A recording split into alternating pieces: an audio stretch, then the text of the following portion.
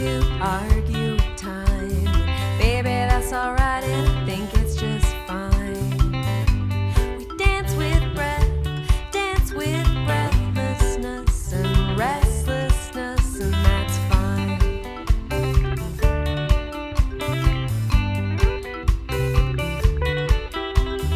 Listen to your heart and careful with it. It's a translucent bird off in the distance. Listen to your heart and careful with it. It's a long distance call and you might miss it.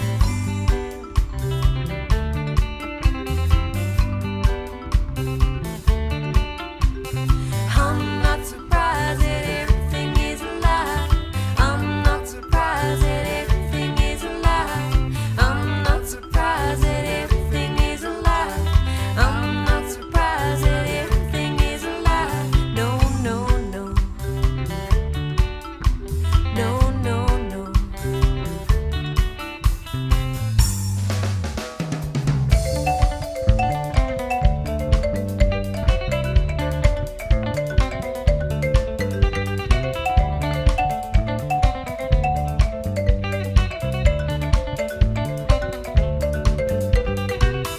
One day war will be gone. We'll look back and say we let that go on too long.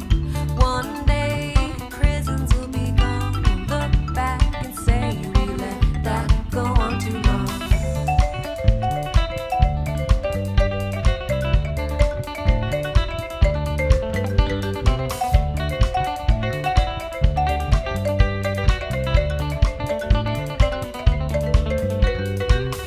One day nukes will be gone. We'll look back and say we let that go on too long. One day fear will be gone. We'll look back and say we let that go on too long.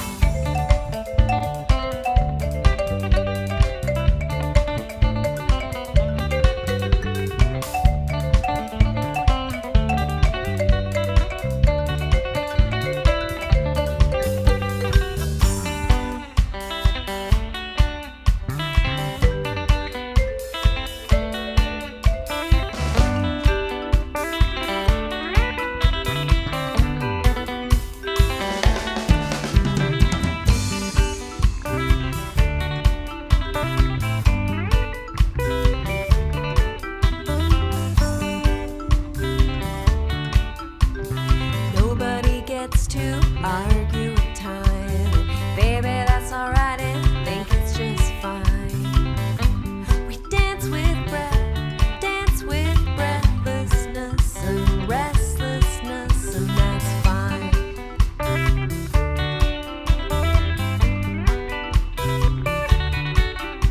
It's a simple message and it comes from the heart. Be not afraid when you're torn apart. It's a simple message and it comes from the heart. Be not afraid when you're torn apart.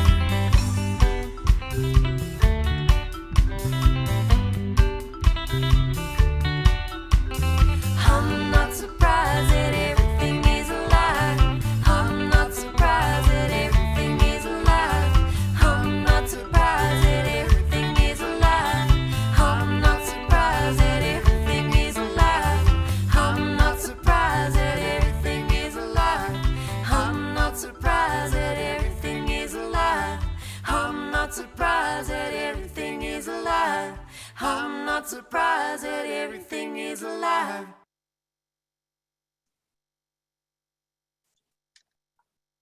Osio, Suhiju, traditional greetings to each of you. I'm Pam Kingfisher with the Nuclear Truth Project, and welcome to our webinar today. We're happy to come together today to share a diversity of stories and lived experiences of nuclear colonialism. I'd like to open us in a good way today. Creator and healer of all things, it is with humbled hearts that we gather together. Thank you for the serenity of nature. We thank you for the rushing of waters that flow from the mountaintops to hydrate us. May we work to keep them free from pollution. We thank you for the wisdom that can be found in the trees when we learn to empty our minds and listen. We thank you for the gentle winds that flow over the grassy meadows and the music that can be found there. We thank you for the rainforests that give us the air that allows us to survive. May we endeavor to keep them clean and intact until after the era of pollution has ended. We thank you for Mother Bear as she teaches us the importance of nurturing our young and teaching them to survive. We thank you for the wisdom that can be found in our hearts. We thank you for the gift of life and the many blessings that you have bestowed upon us. Wado, thanking you. I will be opening today with my story, and then I will introduce our other panelists, and we'll have questions and answers at the end. And I will, so please go down to the bottom right corner. There's a Q&A box rather than the chat box for questions and answers, and we'll have that at the end. So thank you. Sio, and that's my greeting in Cherokee. I'm part Cherokee and part daughter of plutonium, I guess we'll say. I was born and raised in the shadows and secrecy of the nuclear bomb. The Manhattan Project was a government and corporate partnership, but first they had to take the land, displacing indigenous peoples at Hanford and many other sites. The Hanford site had been used for thousands of years by Wanapum people, and during the winter by the Yakama Nation, Confederated Tribes of the Colville, Confederated Tribes of the Umatilla Reservation, and the Nez Perce. They were all displaced and given no compensation. Many were exposed to radioactive contamination due to living downwind of Hanford or ingesting food or water that flowed downstream. Native American communities have been disproportionately felt the impacts of this contamination, as many depend on the Columbia River for their customary diets, and as our lands have been pulled into nuclear colonialism across the country. My parents were orphans, easily lured to the promise of a good life. My dad, on the left with his older brother, was recruited in 1943 along with many unskilled laborers from Oklahoma, Arkansas, and Missouri. You could go to war or build the bomb, is what I always heard. My dad had a fourth grade education. He had ran away from home when he was 11, and he was driving a taxi at the time he was recruited. My mother on the right was raised in an Indian boarding school. She was an orphan as well. She was taught to cook, clean, and nurse. They underestimated her. My father worked construction and stayed for 30 years. This is him on the left here in this photo. He would read a dime novel almost every day, and I could never figure that out. I thought, geez, daddy's lazy, you know? Later, I learned that the workers wore these dosimeters to notify them when they had too much exposure, and they would sit in the lunchroom for the rest of the day. So that told me later that my father was dosed early in the day and timed out and could read, you know, a cowboy novel in the lunchroom. But I was so confused by that for so many years. And the secrets and lies and snitching on neighbors is where it all really started in the 40s. There was nothing there. So they began building not only the construction site at Hanford, but Hanford City, which was a tent city, and then a trailer park, the largest trailer park in the United States. So everyone came there. No one had grandparents. There were no towns there. Richland was completely fabricated by the US government and the corporations. It was DuPont at that time, and many others came through. My family started in Richland, which was really, you know, the engineered city, the atomic city was what they proudly called it. The atomic bowling alley, everything was named atomic. But then we quickly moved to the country and moved to Benton City, and most of our dads worked at the plant. We didn't understand anything that was going on there. We got under our desks at school, but we didn't realize why the bombs would be coming to Hanford, coming after us. We just never put it all together. And they kept the workers completely out of sorts by making them work swing shifts and switching them every week. So you would work a week of days, a week of evenings, and a week of nights. So all of our daddies were cranky, and they all worked different shifts. So we always had to be quiet, no matter whose house we were at. We had to watch out for our dads. And Hanford is huge. I don't think anyone understands the scale. This was the building of the plutonium plant in 1943. But it's 586 square miles. It's massive. And it has one public road going down through the middle of it. So even though I lived in the third house from the fence, we never grasped how large it was.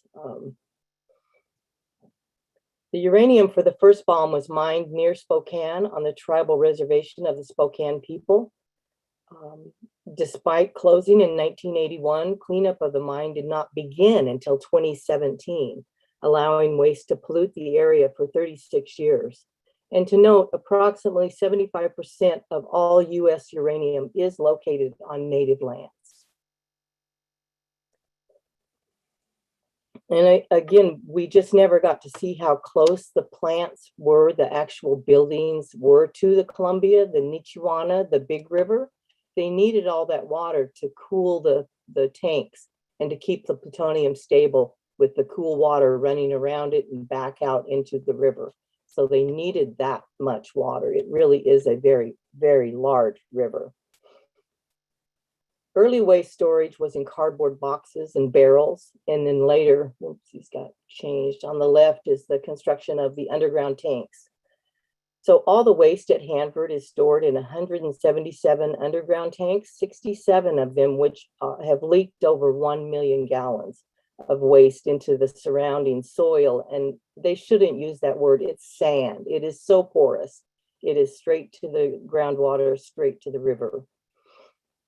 The big issues are getting these underground tanks emptied of 53 million gallons of waste and about 80 square miles of groundwater that's contaminated with radioactive or hazardous chemical waste. None of this is purely one or the other. I grew up across the river in the Orchard Valley, on the left there at the Horse Heaven Hills. So that's the Yakima River running through it. It's a beautiful little farming community. But we didn't know Columbia Camp. This middle picture is what was left of it when I grew up. It was a prison camp where they brought in prisoners, many objectors of the war, and people. It was just really interesting. They weren't hiring any African Americans or Mexican Americans, so they brought in the prisoners, and we didn't know they were housed in our town. Of course, it was all gone before I was born. They used the prisoners to then tear down Richland Tent City and Hanford City and then Columbia Camp as well. So we grew up here riding our horses out there and playing, but we never had any idea of what really was happening in our community. My brother was a manager in a nuclear reactor. This is Jerry in the middle, his wife and I. And he was there for 30 years. He would always tell stories of losing his brand new shoes. I went to Switzerland and I lost those shoes checking that nuclear power plant. They got crapped up, you know, the words they use around. They got crapped up. And so him and I would argue about whether he had been exposed to this, that, or the other. But he suffered from a rare disease. There's only 6 in the US at the time that he contracted myelofibrosis, where your bone marrow turns to fibrous tissue and you can no longer produce blood. I believe it was linked to the beryllium that he was exposed to. So it's not just radiation, it's all of the hazardous chemicals and the toxic stew that they create that is really harmful in our communities and lasts forever. So those chemicals are deadly too. He only lasted a year. I was a perfect match and donated stem cells. Those are my stem cells in that little bag hanging there. It was kind of magic, but a year later, he just didn't want to continue seeing doctors all the time and living on pills, and his body rejected my stem cells and he passed. So sad. And I moved back to Oklahoma. Here on the left is the Illinois River. You can see an eagle there in the middle. It's beautiful. We're on the border of the Arkansas, the last finger of the Ozarks that come down in here. So we have water and trees. Don't tell anybody. The rest of Oklahoma is all flat and red. But what I discovered on the right was Kerr-McGee, you know, again, is a corporation. So I came back to my family land. The Cherokee people were marched here at gunpoint from the army in 1836 in 4 different waves out of Tennessee, Georgia, and North Carolina. And then Oklahoma, it was Indian territory at that time. In 1906, Oklahoma State was formed and they gave allotments to the natives. And my grandmother was given 240 acres. We lost some of it, but I still have 160 acres. That is our heritage, and I live here working with these. And so I got very involved in looking at what Kerr-McGee was doing and who were they. And they were running this plant at Cimarron nuclear fuel plant, where Karen Silkwood worked, whistle blew, and was murdered for it. And they were sending these damaged fuel rods that Karen found up to Hanford. So there's some damaged, dangerous things in those buildings at Hanford, and I had no idea about this massive connection between all of these corporations and the government and all the bomb building and what it all involved, the money that was involved. The movie Silkwood there in the middle top is available on Blu-ray. It's hard to find, it's hard to see. You won't find it being live streamed anywhere. So I'd encourage you to get a copy of it and sit on it. It's a really important part of the story. Kerr-McGee operated Sequoia Fuels Corporation on Cherokee lands here and left behind a lot of contamination. So our group, Native Americans for a Clean Environment, sued the Nuclear Regulatory Commission. We sued the EPA too and a couple others, but mostly we focused on the Nuclear Regulatory Commission was not doing their job to protect us. And this picture up in the left corner is Diane Curran, who was our attorney out of DC, and our scientist Arjun Makajani there with me. And Arjun also noted that they left a dump where the uranium concentration was similar to or more higher than many uranium mines. This plant supplied 23% of the world's uranium supply in uranium hexafluoride to power plants. And then we refined that spent fuel into uranium tetrafluoride, which is the shelling on the armor-piercing bullets and the tanks. Kerr-McGee owned the Quivira mine on Navajo Nation, and they mined the yellow cake there, trucked it all to Oklahoma, and processed it at Sequoia Fuels. Then they put it into ponds, the waste ponds here in Oklahoma. And sometimes they would truck all that waste back to Quivira mine, put it back into the mine. Once they had filled that mine up with waste, they would just turn on the spigot and drive back. And oops, it's empty by the time they got to New Mexico. But my friends and colleagues in the Navajo Nation, Red Pond Road here, they're really suffering from this mess. And it has quite a story of its own. Most of the Sequoia Fuels waste was recently, 2018, we had a court judgment. The Cherokee Nation hired Arjun Makajani to come back out and help them fight with the state against the company to get the waste removed from Oklahoma. Unfortunately, it was taken back to the White Mesa Uranium Mill in the land of the Goshute people in Utah. And this map is where that mill is. The mill is currently receiving waste from the Fukushima disaster, and they are looking to bring in and re-mill uranium waste for Estonia. So in how all of so many of our indigenous lands are connected in this fuel cycle, in the bomb cycle, in the taking of lands, the uranium mining. I had no idea that Bears Ears National Monument that President Trump went after so tough was 2 miles from the White Mesa uranium mine.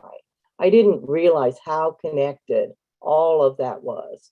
And so to support saving Bears Ears, protecting our lands, continuing to support compensation for uranium miners and their descendants, they're still living with uranium piles of yellow cake out in the Navajo Nation. It's really pretty sad. So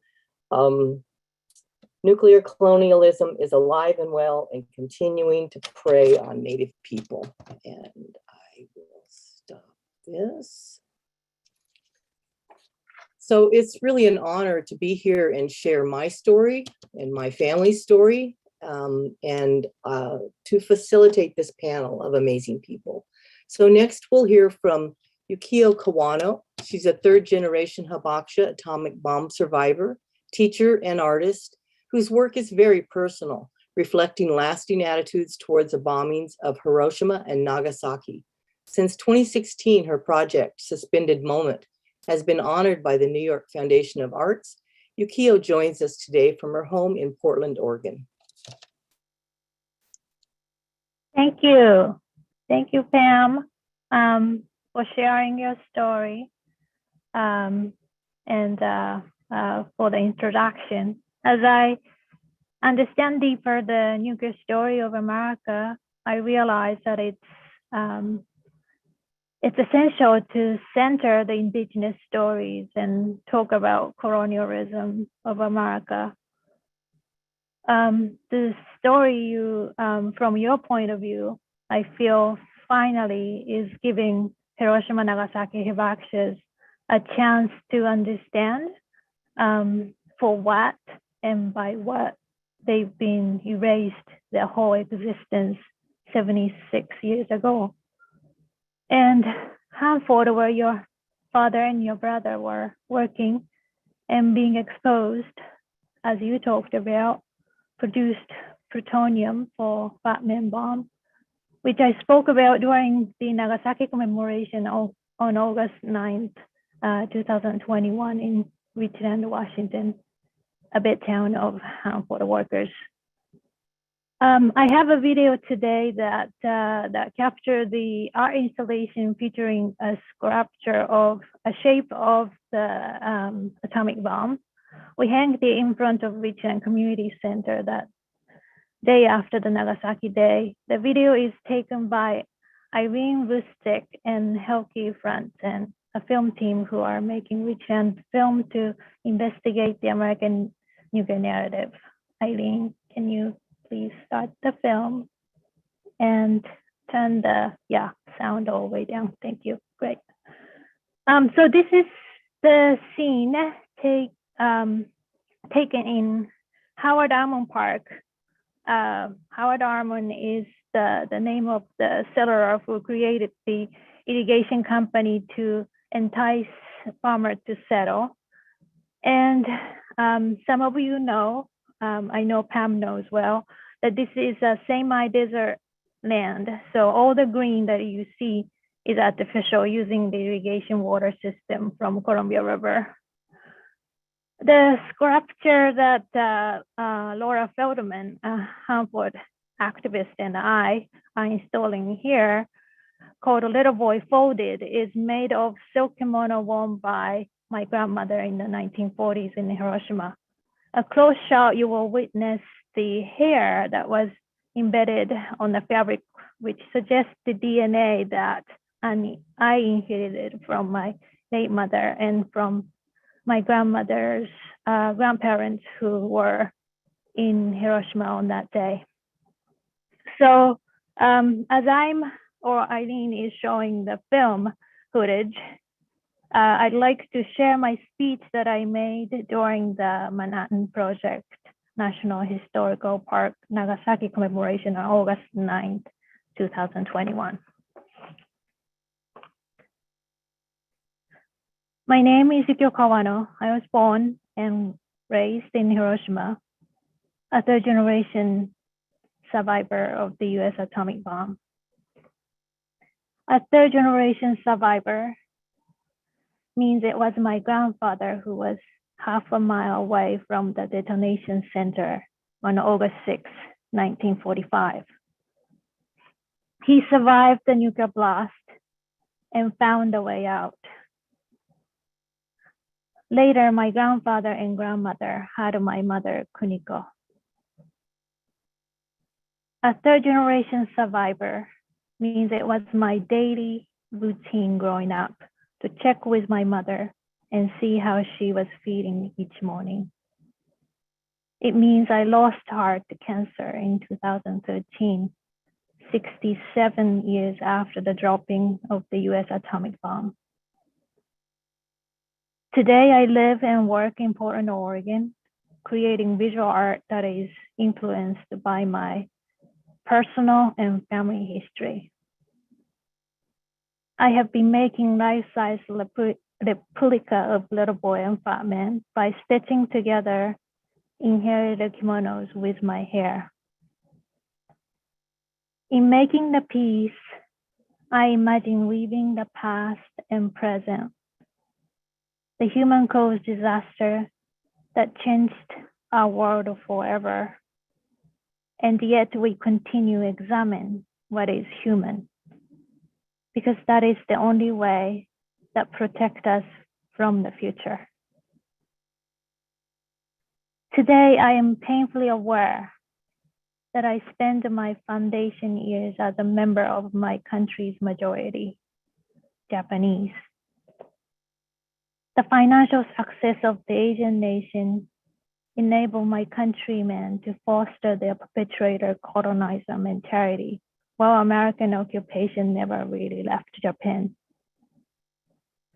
My perspective in surviving Hiroshima, Nagasaki, Hibakusha at large is a product of this fabricated and opaque history.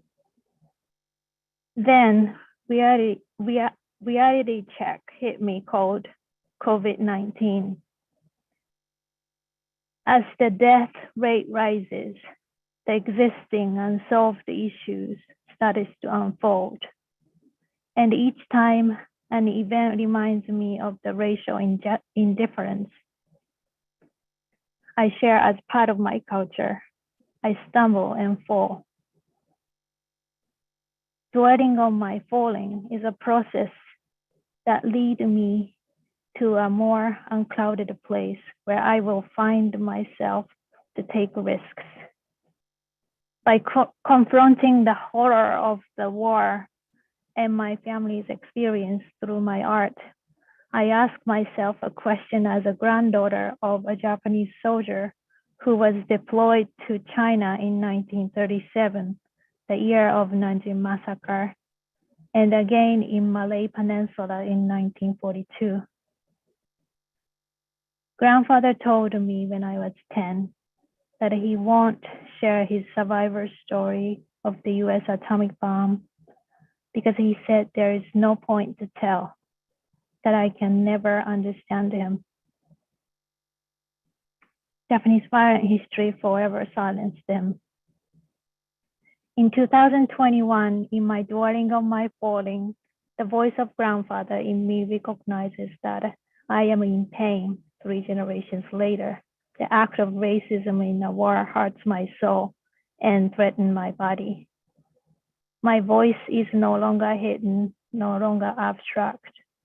After 3 generations of silence, I can finally say aloud that I've experienced the pain of my family's past. I also want to add a couple of points today. So the day I installed the little boy in midstand, I was aware that I was standing on the land of genocide where the ethnic cleansing had happened. And by installing the image of the bomb that wiped out my city, I was able to articulate for the first time that it was the nuclear genocide that happened in 1945. It took me 75 years, 3 generations to untangle the rhetoric to see the crucial truth. And my second point is something I know Benedict will confirm for me in his talk of Atomic Energy Commission and their test called Project 4.1 later in the program, that I grew up looking up the hill of Hijiyama, the site where the misleading started. In 1946, the Atomic Bomb Casualty Commission, ABCC, was established, and all the health effects of radiation was studied only for its external exposure. My grandfather was one of the body that they examined. From them on, the ABCC and later the RERF, Radiation Effect Research Foundation, the IAEA, International Atomic Energy Agency, continue dismissing and politicize Hibakusha's health effect caused by internal exposure of radiation. Today we are living under this nuclear legacy of deceiving and denial, which is essentially harming and repeatedly erasing the global Hibakusha communities. So today, I wanted to take this opportunity and state clearly that not seeing the whole map of the nuclear fuel chain from uranium mine to nuclear waste site is denying and erasing the most impacted communities who you are witnessing today. I thank you, and please remember to take a moment after this webinar to reflect and to remember us. 私たちを忘れないで. And to please consider giving a donation to the Marshallese Educational Initiative. Thank you. Thank you, Yukiyo. Your artwork is beautiful. I wish I'd been in Richland to help you or watch. That was really moving. Next up, we have Eileen O'Shaughnessy. She's a nuclear abolitionist, organizer, educator, and musician. Thank you. We heard her music in the intro, and we'll hear it again at the end. So Eileen teaches about nuclear issues, environmental and racial justice, and gender studies at the University of New Mexico and Central New Mexico Community College. Eileen, along with Leona Morgan, co-founded the Nuclear Issues Study Group to dismantle nuclear colonialism through education, activism, and art. Thank you for being here.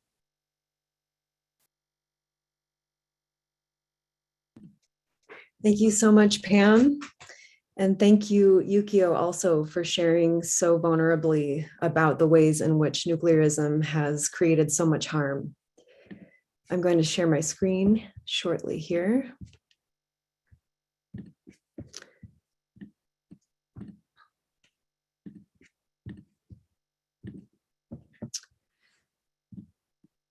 Good morning, everyone. My name is Eileen O'Shaughnessy, and I live and work on Tiwa lands here in Albuquerque, New Mexico.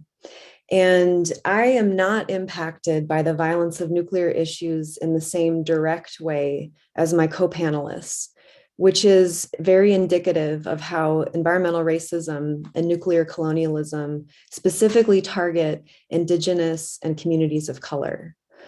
I have worked in solidarity with impacted communities here in New Mexico for the past 11 years.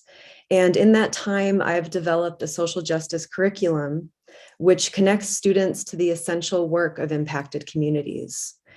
I'm really excited to have my undergraduate students from the University of New Mexico present here today on this Zoom call. Hello, students. So although nuclear issues impact Indigenous and communities of color disproportionately, the devastation of nuclear technologies is a story that spirals out globally, impacting and ultimately threatening us all. So I'm going to be talking specifically about education, activism, and nuclear colonialism in New Mexico and beyond. These are the topics I'm going to cover briefly. I'm going to talk about the nuclear education pipeline here in New Mexico, the 4 characteristics of nuclearism.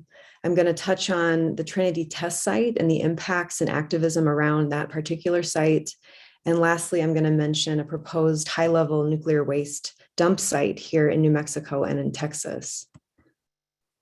So as an educator, I'm extremely passionate about the potential for education to be used as a tool for liberation.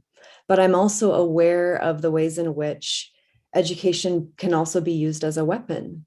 And here in New Mexico, we have 2 weapons factories, essentially. We have two laboratories at Sandia and Los Alamos. And both are actively building today in 2022 and manufacturing nuclear weapons. And Los Alamos in particular is in the midst of a massive push right now to increase the production of nuclear warhead triggers. Another name for that is plutonium pits. And they need a growing workforce to do this dangerous work. So Los Alamos contractors are now turning towards the schools and the community colleges in northern New Mexico to promote this dangerous work as quote unquote workforce training pipelines.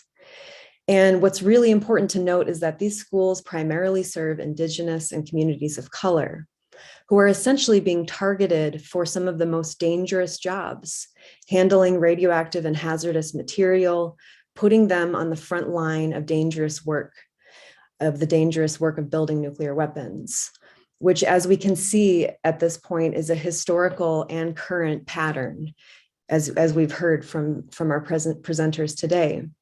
So this is just one reason that we really need critical, engaged educational strategies that tell the whole truthful story of nuclearism, especially from the perspective of those who are most impacted. So in my classes and in my work, I find it's useful to provide analytic frameworks that help us to better understand how nuclearism and nuclear technologies function. And these are two anthropologists, Nader and Gusterson, who decided to look closely at nuclear armed societies around the world, such as the United States, the UK, France, Russia. And when they did this, they found that there were consistent ways in which these societies were, in their words, deformed by the quest for nuclear technologies.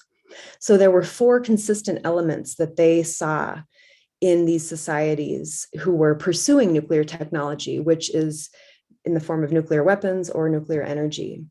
So the first one, nuclear colonialism, we've been discussing, which essentially identifies the way in which communities of color and especially Indigenous communities are targeted for the most negative impacts of nuclearism, whether it's the waste or the testing. They are externalized in many ways for the negative impacts.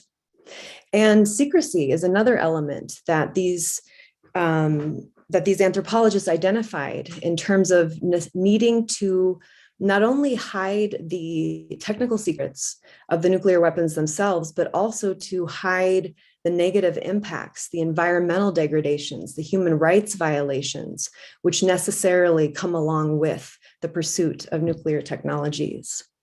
The third characteristic, othering, is essentially a form of dehumanization. And we can see that very clearly in the story of how Hiroshima and Nagasaki, how Japan was targeted in particular for the only use of nuclear weapons in a wartime fashion. And lastly, mass numbing is a characteristic that was identified by these anthropologists as a way in which human beings who live in societies with nuclear weapons, we must numb ourselves, is what they are arguing. Robert J. Lifton is a psychologist who has done extensive research in pointing out how it requires us to sort of psychically numb ourselves in order to handle the immensity of suffering. And I want to thank you all who are joining us on this webinar, because just by being here and hearing these stories and being present, you are inherently challenging the process of mass numbing. And I wanted to just back up for a moment and give you a global perspective here, because this is a global story, ultimately. I'm focusing a little bit on New Mexico here, but it's important to have that global perspective. So the bomb that was dropped on Yukiyo's grandparents here in Japan, I hope you can see my cursor, was dreamed up in the hills of Los Alamos, New Mexico over here, and it was tested in Alamogordo, New Mexico. The uranium for the bombs that were dropped on Hiroshima and Nagasaki was actually mined in a mine called Shinkwolobwe here at the Democratic Republic of Congo. And that uranium, by the way, still poisons the air and water. And that uranium was then taken to Hanford, Washington, which we heard about from Pam, where Pam's father worked. It was enriched to create plutonium, which was used to create the bomb specifically that was dropped on Nagasaki. So part of what we're doing today is we're mapping this trail of devastation and destruction that begins in New Mexico, but it makes its way around the world to Japan, as well as to the Marshall Islands, where testing happened. And we're going to hear later from Benedict about the work around justice in that particular area. So as an educator, one of the things I love to do is to take my students around New Mexico to these specific sites so that they can see with their own eyes and they can meet those who are most impacted by these technologies. And this semester, we're going to be going to the Trinity site to meet with the Tularosa Basin Downwinders Consortium. And this is my friend Tina Cordova, who is the co-founder. And the Tularosa Basin Downwinders are doing very important work to raise awareness about the ways in which this one test, which happened before Hiroshima and Nagasaki, that happened on July 16th, 1945, it was overpacked with plutonium, as Tina talks about. And when it went off, that plutonium spread far and wide, and it created a situation where the communities and the families that lived around this area, some of them as close as 12 miles away from this test site, were overexposed to radiation. And the downwinders are doing essential work to raise awareness about receiving compensation. So in the 90s, there was a bill that was passed called the Radiation Exposure Compensation Act, or RECA for short. And unfortunately, this act did not include New Mexico downwinders. It also did not include post-1971 uranium workers, which is a gross oversight. And so right now in Congress, in the Senate and in the House of Representatives, there are two bills that would expand coverage for New Mexico downwinders and post-1971 uranium workers. And we're in a very important window here because RECA is set to expire in July of this summer. So I want to just clearly ask all of you out there to call your representatives and your senators and really encourage them to support the expansion of RECA. The last thing I want to mention today is a way in which, again, nuclear issues continue to impact communities here in New Mexico today. This is not an issue that is just relegated to the past. It's happening right now. I think it's probably been clear, but New Mexico has been really overburdened by the negative impacts of the nuclear industry. And, right here in our state, we have almost every aspect of what's known as the nuclear fuel cycle represented. But one aspect of the fuel cycle that we don't have is a commercial nuclear power plant.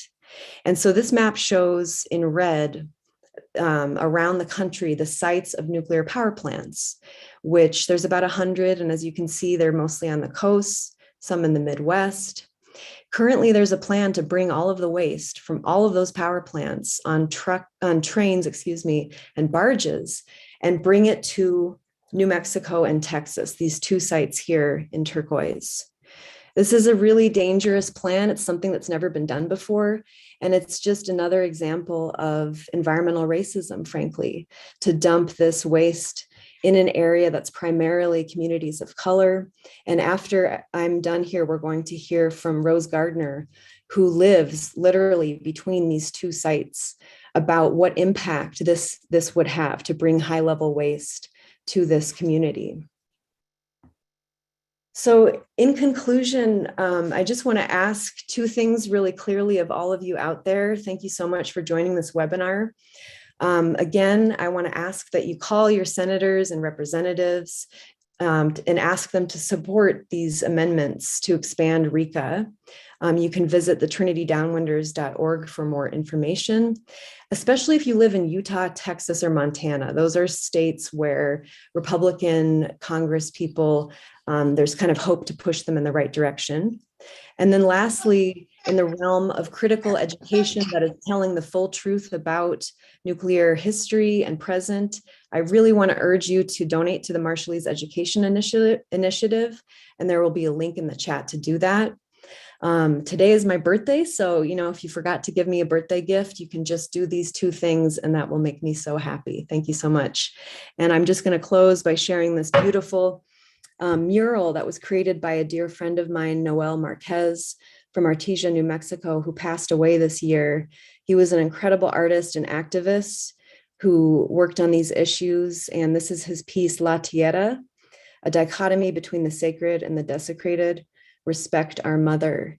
And I just want to honor and acknowledge all those that we've lost to exposure to radiation, to impacts around nuclear issues. Thank you so much for being here today. Thank you, Eileen, for all of your work, for your music, and for sharing, especially with students.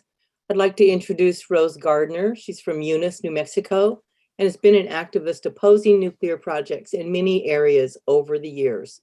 Rose co-founded the Alliance for Environmental Strategies and is currently fighting the Holtec project to bury radioactive waste near her home, as we just saw on the map. Thank you. Go ahead, Rose. Hey, good morning, everybody. I'm Rose Gardner, and I live in Eunice, New Mexico. I'm with the Alliance for Environmental Strategies. I actually live 5 miles from Waste Control Specialists Interim Storage Partners, where it is a low-level nuclear dump. They had applied for a high-level nuclear waste license and received it. So now they can accept irradiated spent fuel rods as well as other high-level waste. Again, this is 5 miles from my house. Another location is sited in New Mexico. Eileen mentioned Holtec International. They seek the same type of license and they hope to get their license this year sometime. We'll see if and when it comes through, but the storage systems for both are a little bit different. Holtec intends to have subsurface storage. Now, this is interim, temporary storage, they say. And Waste Control has above ground storage. So you have containers that sit on top of a pad, probably concrete. The other thing is that, I've been involved in lots of things regarding waste control because it is closer to my home, even though it's on the Texas side. And they've already gotten a low-level waste license, which I was part of Sierra Club's fight to prevent that from happening. And obviously we failed because they did get it. The other thing is that on the Holtec and Waste Control Specialists license applications, we had organizations and lawyers and all kinds of folks. We had over 50 contentions. Some were similar because they're similar sites. And would you believe they didn't accept a one? Not one. So that's how the NRC operates. They want to just, ram this stuff through, get it done, and they'll answer with your questions later. So the next step for us is to go into a higher court, especially on the WCS, because they have received their license. So we'll go to court and see if we can at least get some attention drawn to the very fact that giving them a license is illegal. The National Waste Policy Act does not allow private organizations to move commercial waste from commercial facilities. So there's that problem. And then, of course, we have to consider that they don't have all the our questions answered yet. Like, who owns the waste? Where's it, going to go? And who is going to own it on the transportation routes? Who is going to own it when it gets to the site? There's no telling. There's no answer. We don't know yet. So we have all these questions that haven't been answered. And my question is, will it ever leave? Also, part of the National Waste Policy Act says that these interim sites or consolidation interim storage, CIS, is temporary for 30, 40, 50, 100 years. Yeah, it's in the license. So we have to be careful. One license has already been issued, but thankfully the state of Texas is taking measures to prevent the waste from being stored there in ways like they've issued resolutions and things to prevent permits from being issued from the state that this organization needs to make it a high-level waste dump. And we're hopefully thinking that maybe in New Mexico we can do something similar, because we expect them to go ahead and get their license at Holtec.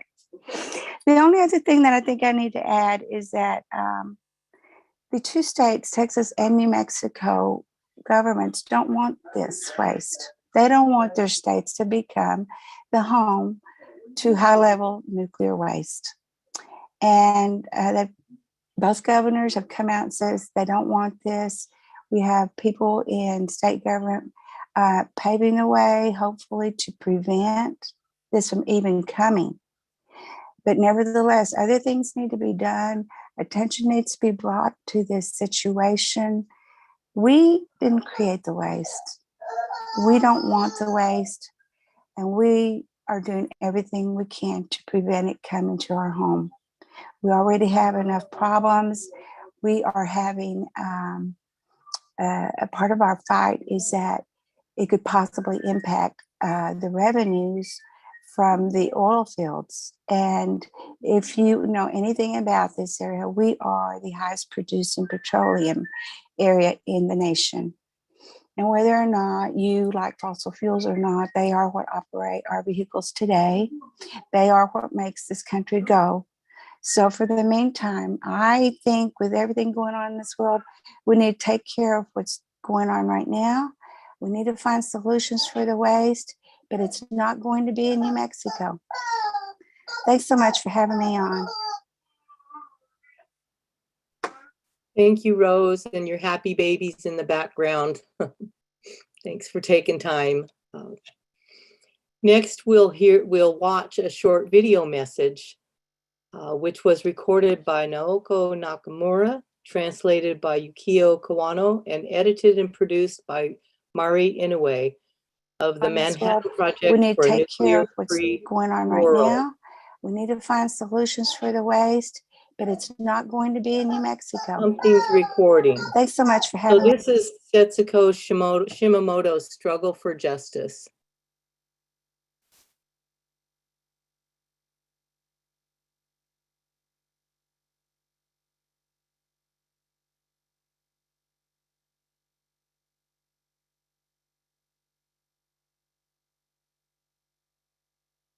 はじめまして。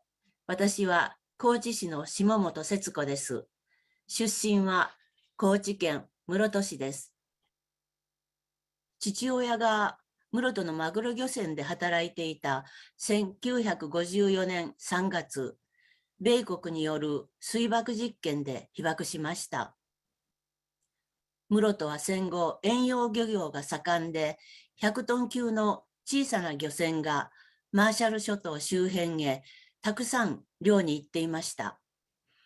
金が欲しけりゃ船に乗れ、命が惜しけりゃ船には乗るなと言われるほど、当時は命がけの過酷な仕事でした。米国によるマーシャル諸島の水爆実験は、1954年3月から5月にかけて6回、その後も継続されて、計67回の大気圏内実験が行われました。汚染した魚を廃棄した日本の船は、延べ990隻以上。被爆した船員は、延べ1万人以上と推測されます。しかし、船員たちは被爆を知らされなかったり、口止めされたり、様々な事情から事件のことを黙っていました。翌年1月、日本は米国からの200万ドルの見舞い金で政治決着しました。被災者であるマグロ漁船員は、第五福竜丸の乗組員以外は被災の追跡調査もせず、ビキニ事件は第五福竜丸事件として矮小化されました。米国への損害賠償請求権を被災船員の了解も得ず、日本政府は放棄してしまったのです。被災した高知県の船員や遺族が2016年2月、労災の申請者12名を、5月には船員の救済を放棄して調査資料を隠し続けた日本政府の責任を問う国賠訴訟、原告45名に踏み切りました。なぜ被災から60年以上も経って国の責任を問う行動を起こしたのか。それは1985年に畑高校生ゼミナールの生徒たちが地域の聞き取り調査を始めたことで、長年隠されてきたビキニ事件が明らかになったからです。きっかけは、長崎とビキニで2度被爆して病気になり、27歳で入水自殺した藤井節也さんのお母さんとの出会いです。高校生たちは高知県の漁村を回り、たくさんの漁船が被災していたことを知ります。室戸でも室戸岬水産高校の学生、谷脇正康さんが実習船で被爆し、7ヶ月後の12月に20歳で亡くなっていました。私の父も60歳で胃がんの手術をし、78歳の時、胆管がんで亡くなりました。父と同じ船で働いていた南さんは、被爆から13年後、46歳の時、肝がんで亡くなっています。たくさんの船員が被爆が原因としか考えられない病気で亡くなっています。旗ゼミの顧問だった山下正俊さんたちが30年以上調査を続けて、行政にも働きかけ、資料の開示を求め続けてきました。2014年、日本政府厚労省がマグロを廃棄した漁船や被爆線量を記載した資料を公開しました。また、広島大学の研究者チームが船員の歯や血液検査を実施、科学的に被爆の実態を解明しました。しかし、労災申請は有識者会議の健康被害を与えるほどの線量ではなかったとする見解によって不払いが決定され、国賠訴訟では原告の訴えは棄却されました。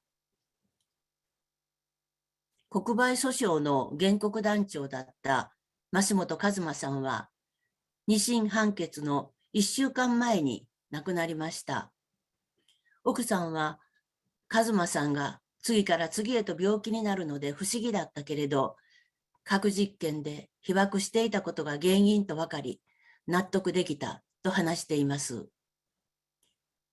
2020年、私たちは労災を認めない全国健康保険協会と、船員を救済せずに放置してきた国への損失補償請求の2つの裁判を新たに提訴しました。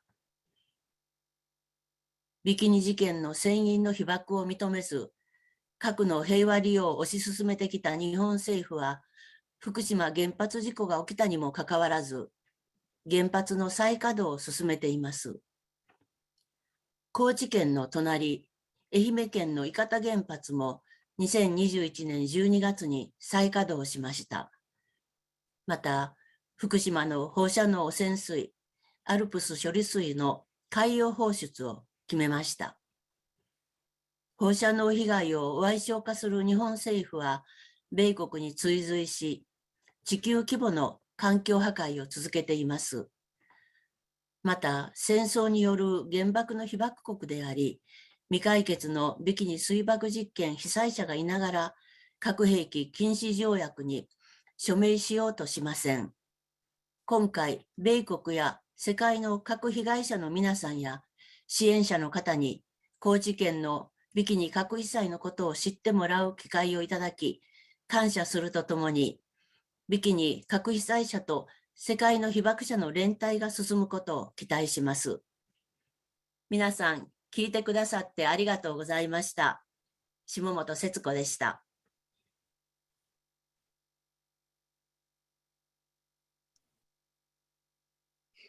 Thank you to Naoko, Yukiyo, and Marty for putting this together and sharing Setsuko's voice and struggles. And in the chat box, Marty has listed the sites for that video and some other testimonies, so thank you.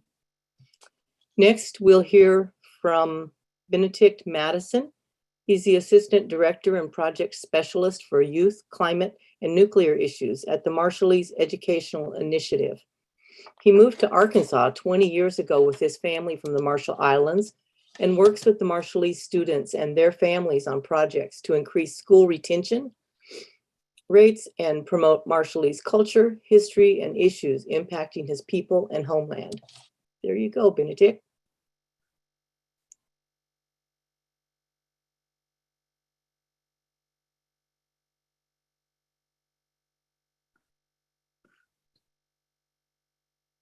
Well, thank you, Pam. I wish to thank the organizers for the opportunity to participate in today's virtual event.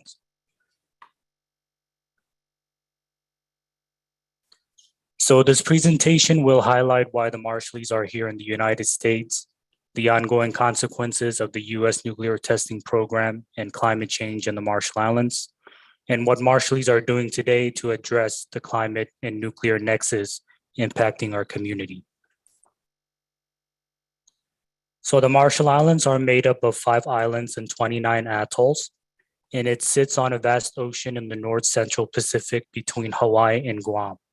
With a mere 70 square miles of land, it is scattered across an exclusive economic zone of 1 million square miles of ocean that unifies and separates the islands and atolls that make up the low-lying island nation, home to a small indigenous population. Unfortunately, it is these reasons the United States chose to test nuclear weapons in the Marshall Islands.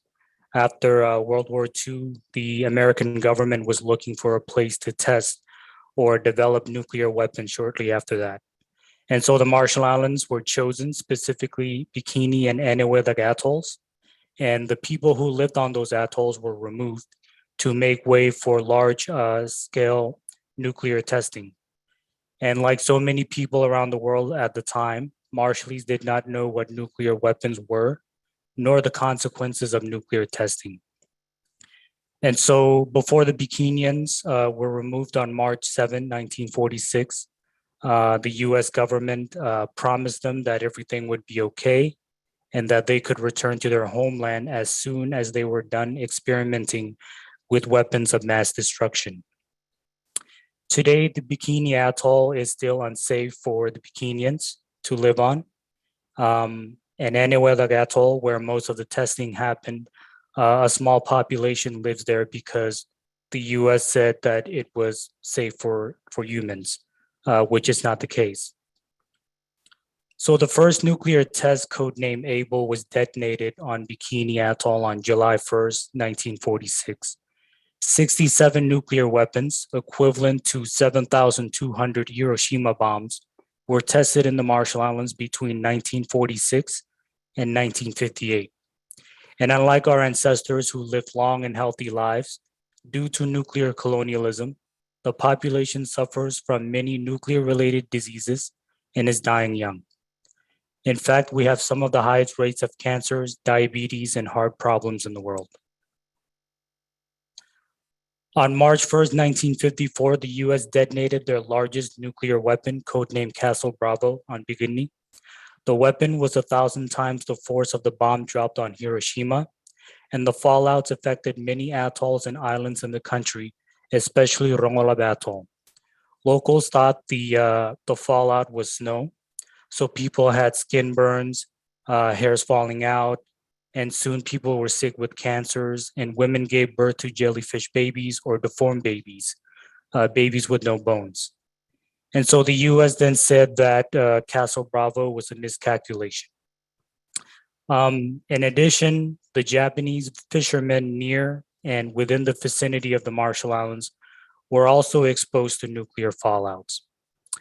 After examining US government documents, US scholar Holly Barker wrote about the plight of women of Rongola Atoll, who were part of a then secret study by the doctors under the Atomic Energy Commission, today's Department of Energy, called Project 4.1, originally titled Study of Response of Human Beings Exposed to Significant Beta and Gamma Radiation due to fallout from high-yield weapons.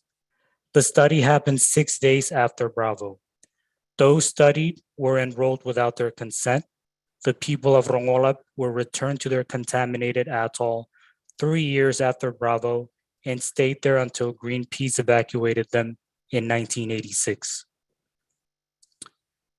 So the trust territory of the Pacific Islands was an agreement between the United States and the United Nations.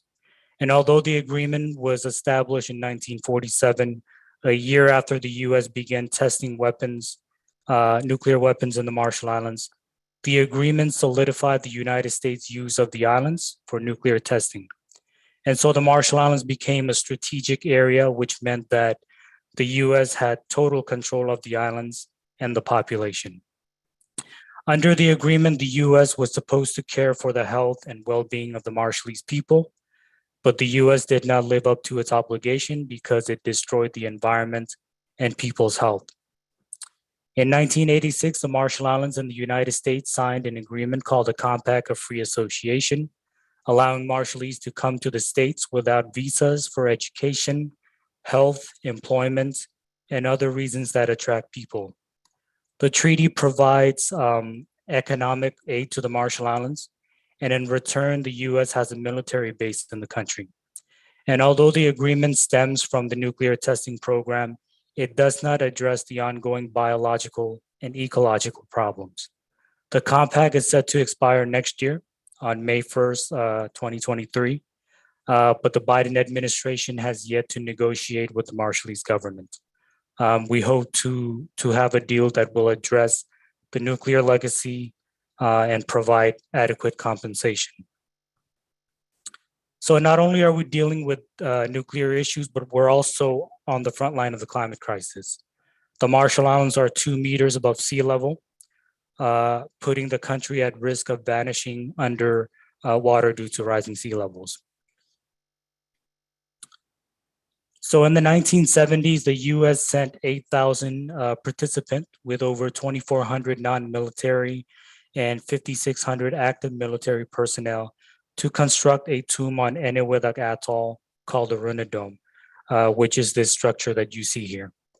It is a nuclear waste storage.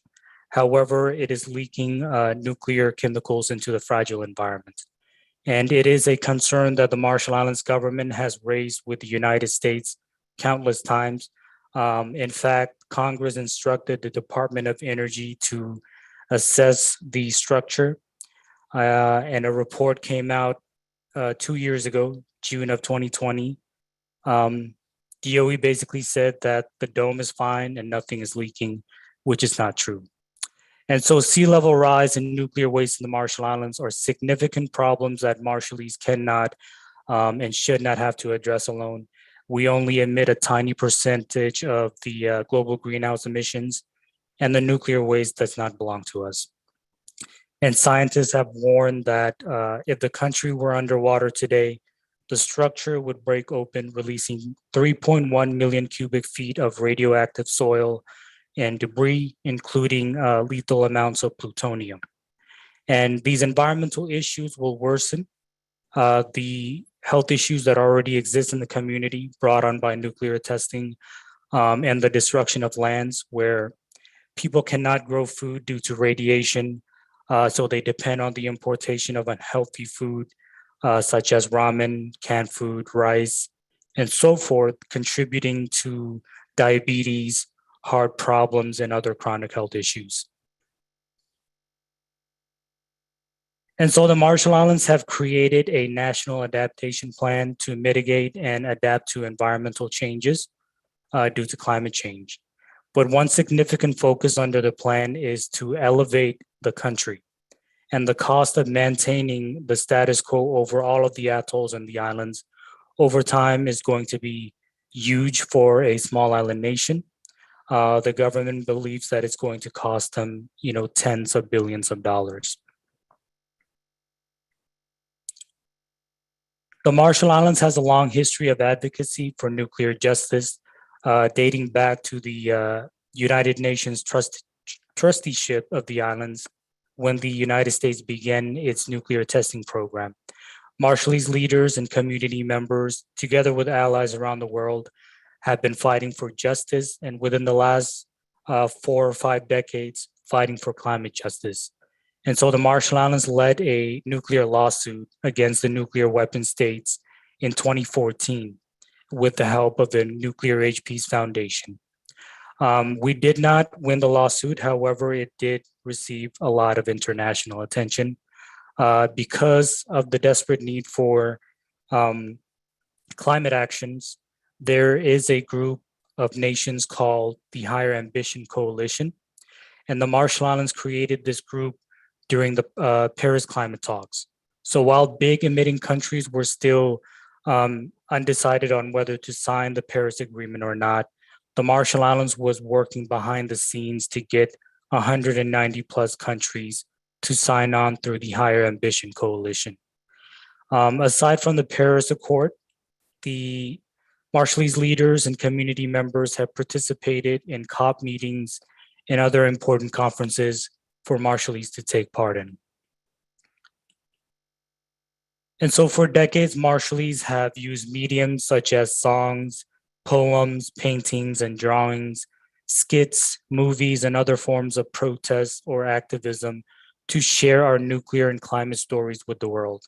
Young Marshallese like Kathy Jedno-Kitchener, Selena Leum, and countless others are helping to raise awareness about these environmental issues affecting us, our loved ones, culture, people, and islands. So one of our goals at the Marshallese Educational Initiative, together with the Reverse the Trend organization, is to educate young people about the twin issues of nuclear and climate change. Last year, several Marshallese youth participated in monthly workshops led by lovely Yamayam and Christian Siobanu. 6 Marshallese youth, including myself, wrote this poem called A Journey Home. And it is a poem that reflects on the different places that each of us calls home, whether it be Arkansas, where the largest concentration of Marshallese resides outside of the Marshall Islands, or our ancestral homeland, or our planet. It also reflects on the importance of land to Marshallese. Like other cultures, land is a part of our Marshallese identity. And so we'll watch a short teaser of A Journey Home and then listen to an audio recording by Marcina Langren, who also helped with the poem.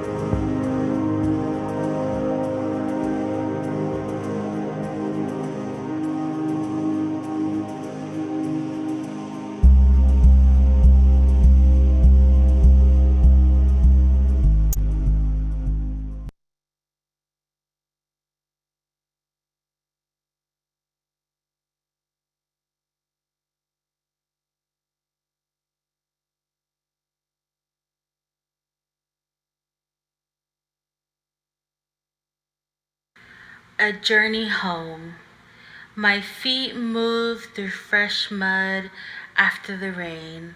Spring leaves crunch under my shoes, careful not to step on the many-legged creatures that call this place home. Clouds appear when I breathe out. This earth is my home too. I find new paths every day, souls full of memories that I have made. Home is in the stillness of trees that flank the rugged road winding into miles and miles of breathtaking wild. Home is in the loud hooting during football games. Woo, pig, suey! And the crisp hiss of a soda can pried open on a summer day. Home is in the riot of my bedroom, where purple string lights dangle like dancing punk fairies, as I sing along loops of my favorite songs. I find home when I travel, like that one time in Seattle, a city that smells of brine brewed from the sea. Skinned fish and homemade cheese sit pretty under the patter of rain and the squabble of seagulls bathing in the bay. But there is one home I long for, the Marshall Atolls, daughters of the ocean, forged by primordial coral. They call my name. My feet move through the sand, damp from the waves. They pull me. Palms seek the cool touch of sea foam like delicate lace. These islands are my inheritance, earthly gems under opulent stars. But I cannot walk further. The water is a terrifying mood, eating away the island lagoons, seawalls battered, now crumbling. Storms split the leaning palms, the same ones swallowed by nuclear plumes many years ago. Men gave atom bombs a place in world history. But what about this home? Smudged out of the story, I fear people only saw the dirty red cloud and not the bruised earth below. In the future, will these island daughters sink to the ocean floor? I fear people only see a drowned land instead of an earth worth saving. These questions stump me, but still I stitch a map to connect what matters most. My family, my culture, my Marshall Island home. A map of the Marshalls, not as a place, but a people to guide a future generation whose feet will meet the islands with love and without fear. But I long to find a path towards home, the emerald countryside or the blue Pacific tides that will stay safe, where my children can tumble into a beautiful brightness and feel earth as stable bedrock under their newly formed souls, while their little palms, fingers splayed, reach for the sky, a limitless canvas where time is constant and still.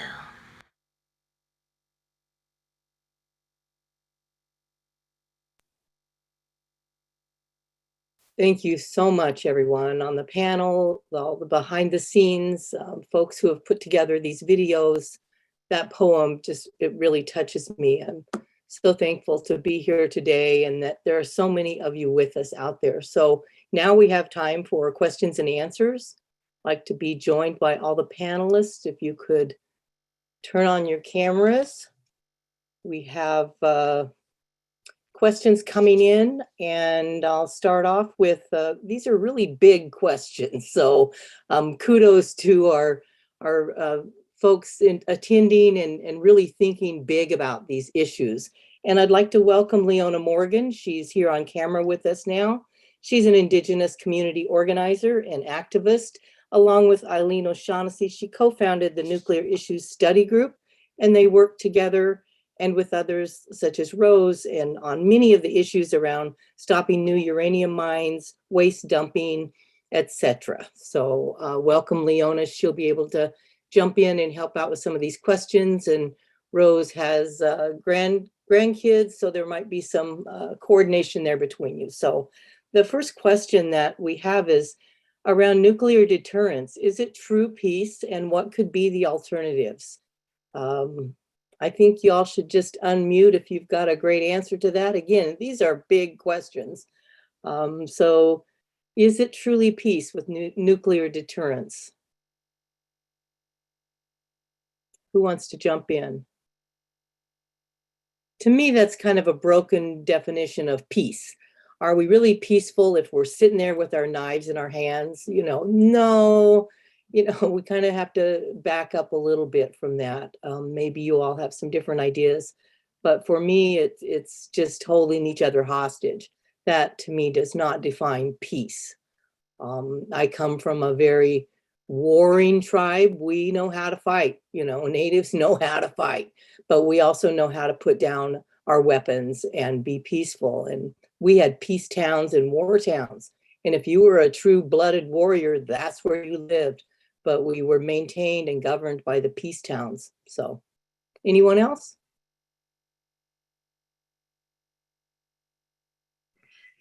Go ahead. Kathleen. I just wanted to jump in quickly. Hi, everyone. I'm Kathleen Sullivan, Hibakusha Stories, New York. I think that this panel has brilliantly illustrated how nuclear weapons are violent from the moment uranium leaves the ground. There is no such thing as peace when you have violence along the entire nuclear fuel trajectory, which people on this panel can attest to, both personally in their own lives and have seen this sort of suffering and nuclear colonialism, environmental racism from the get-go. So the entire project of nuclear weapons production, their use, their testing, their threat of use, the waste that results from it is all along a trajectory of violence against human beings, against nature, against future generations. Sorry for jumping in like that. Thank you. Never be sorry, Kathleen. You always are very able to formulate and capsulize those things. You really answered the second question, which is, are nuclear weapons useful for governments to have as leverage in international talks? And again, is it leverage or is it a threat? Anyone have any thoughts? I think Kathleen really answered that. So I'll move along. How would the nuclear weapon states be convinced to disarm their weapons of mass destruction and abandon their nuclear project programs? And I think we're seeing this with the what's happening right now in the world, and so many countries stepping up to sign nuclear disarmament. Maybe someone would like to talk about that process. I noticed in the chat there was a lot of contact your congressman, contact your representatives, and that's really how we do a lot of that. It's our voices continually pecking away at those doors of power to tell them, we're watching, we know what you're doing, and we know better. So anyone else on the panel? I'm going to talk too much. Go ahead, Leona. Hi everyone. Yat a che todi jini nishlet na bisni bashish chinki tia ani dash che todi dash nala. Is my audio okay? Okay, so I think just talking about nuclear weapons as a form of peace is really not the right conversation that I think all of us here want to have, because we know nuclear as a nuclear state, the United States has its own mission of imperialism. And as someone who's worked, I traveled a lot, and I know some other countries, they look at the United States as a nuclear umbrella, and that they're under this umbrella of protection. For example, Poland is right next to Russia. And so they actually think it's good that we have all these weapons because they don't. And so I was in Poland for the COP a few years ago, the climate meeting, and the discussion we were having is about where do these nuclear weapons come from? And so I, of course, was there to talk about uranium mining.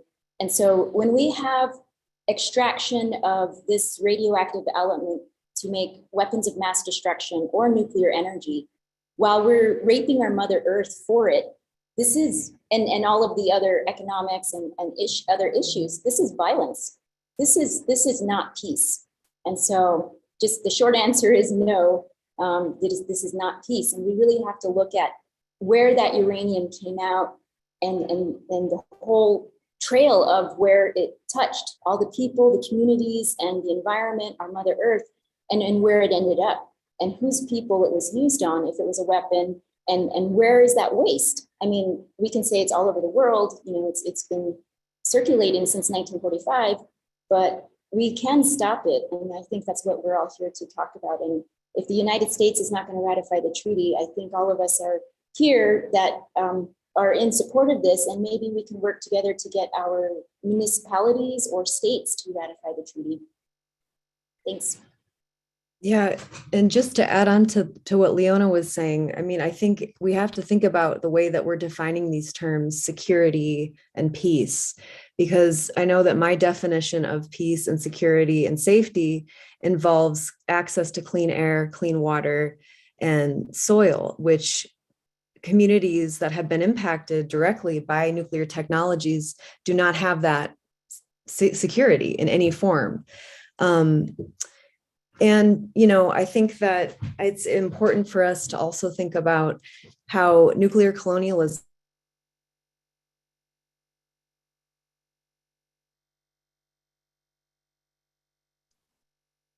Eileen, you disappeared in the middle of that sentence. I think that, Leona, you spoke to a little bit of some of the other questions around imperialism in the US, and that could be a whole nother webinar. But one of the questions is, I think we can kick right to you.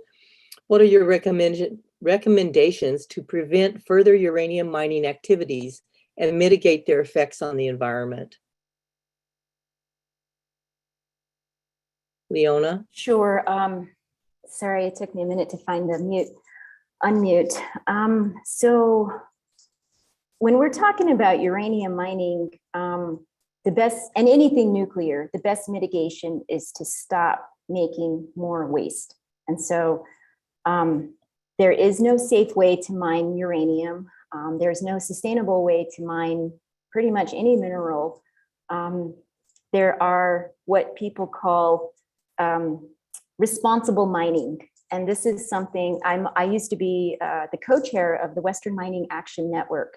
And the indigenous people of the Western Mining Action Network are working with non-natives who are engineers and other experts that can promote or support what's called so-called responsible mining. And now we're in a time of questioning lithium extraction and cobalt and these things for renewable energies.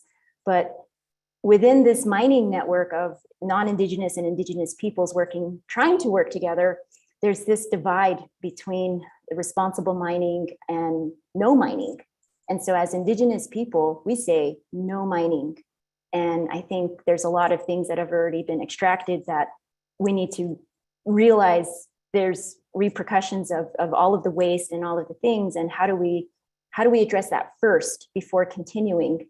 And so right now, the United States has what's called a 10-year cleanup plan to do cleanup of abandoned uranium mines on the Navajo Nation. However, this was a problem that was created, for decades. And so to be doing these little Band-Aid cleanups that are not funded and not at the planning or at the will of the communities impacted, it's based on US dollars and what they can do with sometimes very poor cleanup levels. And so this is something I think if you live near a contaminated area, if you are in a place where there's an abandoned uranium mine or any type of nuclear facility, it's why all of us are here, is to do our job, to do our own homework and to advocate for the highest standards of cleanup to stop making more. And so for us fighting nuclear, anything dealing with uranium, we need to just stop everything and start to address all of these problems. There's no such thing as mitigation of radiation, I don't think. Thanks.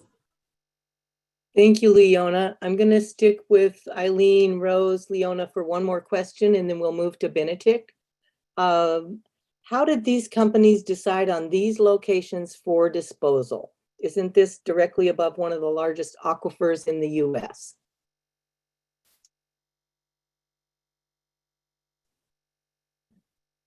Eileen, maybe?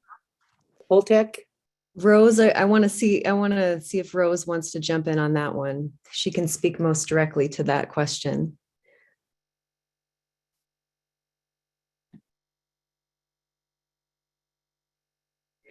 Well, okay. I mean, I can just say that this private company, Holtec, has put forward this proposal along with business leaders in the city of Carlsbad, New Mexico. And it's important to discuss race and class when we're talking about this, because these are mostly white male business owners who have a literal vested interest in bringing all of this waste to this particular site. But that's in stark contrast to the rest of the state and also to surrounding communities, which are primarily communities of color.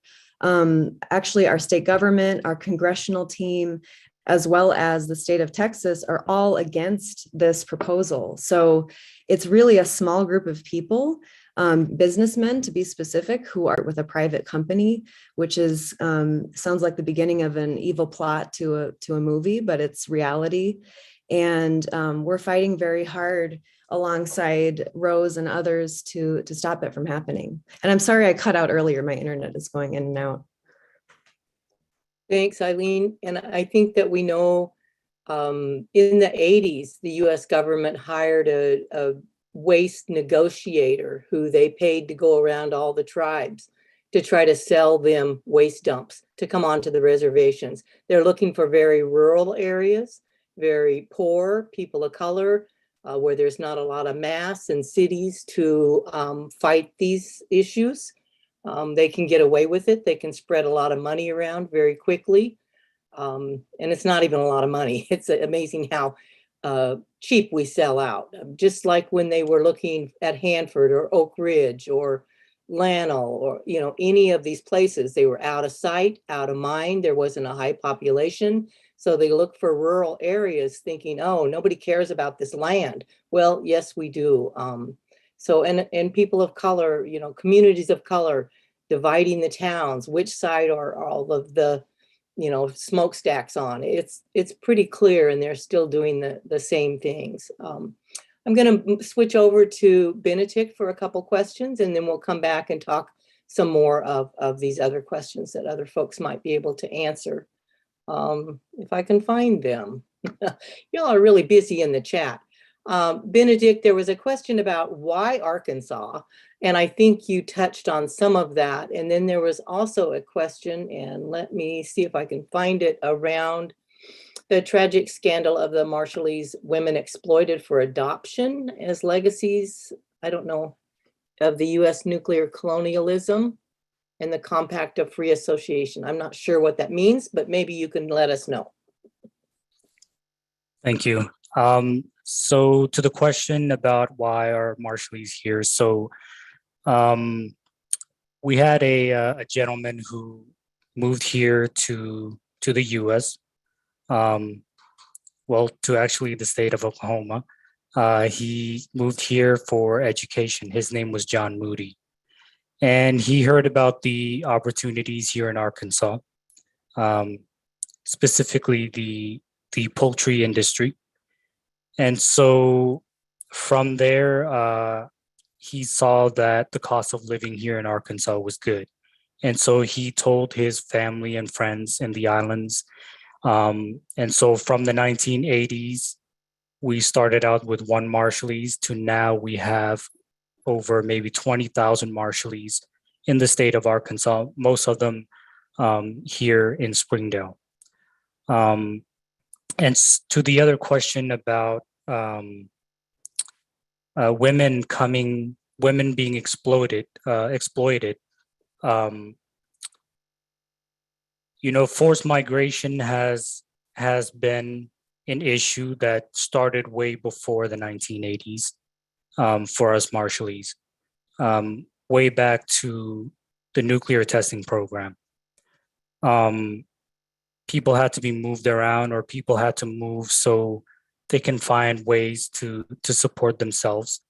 And so I think it was maybe 2 or 3 years ago, this issue of Marshallese women being exploited to come here to the United States to give birth, and those here in the system, the lawyers here in the U.S.